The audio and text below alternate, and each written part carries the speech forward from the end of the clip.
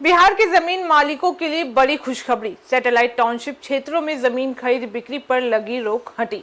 नमस्कार, मैं हूं फरीदा गजरा और इस वक्त आप जुड़े हुए एक न्यूज 24 के साथ। बिहार के लाखों जमीन मालिकों के लिए बड़ी राहत भरी खबर सामने आ चुकी है।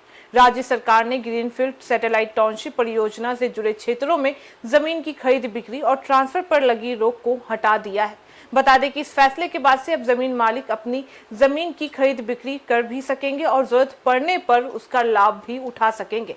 बता दें कि दरअसल बिहार सरकार में राज्य में 11 ग्रीनफील्ड सैटेलाइट टाउनशिप विकसित करने की योजना को मंजूरी भी दे दी थी।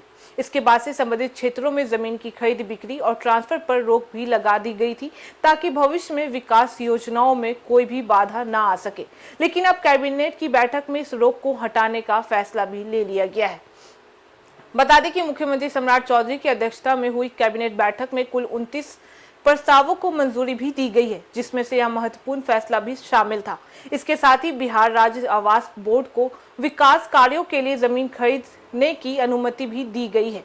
नगर विकास एवं आवास मंत्री नीतीश मिश्रा ने बताया है कि इस फैसले से उन जमीन मालिकों को सबसे ज्यादा राहत मिलेगी, जिन्हें तत्काल आर्थिक जरूरत के कारण अपनी जमीन बेचने से या ट्रांसफर कराने की आवश्यकता भी पड़ती थी।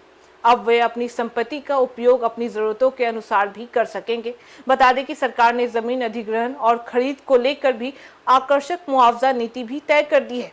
बता दें कि मंत्री के अनुसार शहरी क्षेत्रों की जमीन के लिए बाजार मूल्य या सर्किट रेट जो भी अधिक होगा, उसका दुगना भुगतान भी किया जाएगा।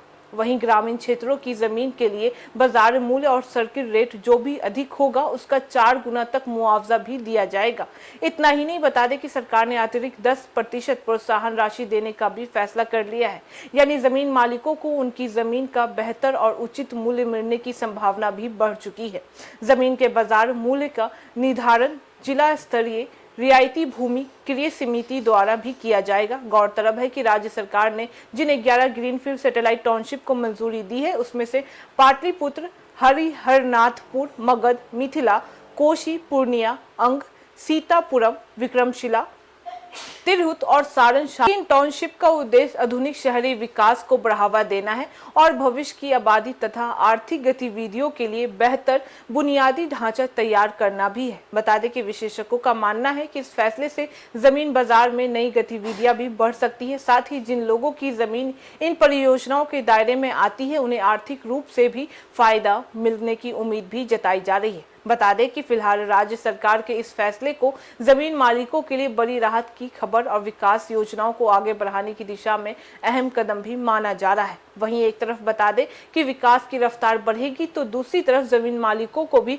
उनकी संपत्ति का बेहतर मूल्य भी मिल जाएगा। यही इस फैसले की सबसे बड़ी खासियत भी बन चुकी है। तो फिलहाल इस खबर में बस इतना ही। बाकी इस मामले पे आपकी क्या राय है, आप हमें कमेंट करके जरूर बताएं। ऐसी तमाम खबरों के लिए देखते रहिए न्यूज 24, हर खबर सबसे पहले सबसे सटीक। वीडियो को लाइक करें, शेयर करें, चैनल को सब्सक्राइब करना ना भूलें। धन्यवाद।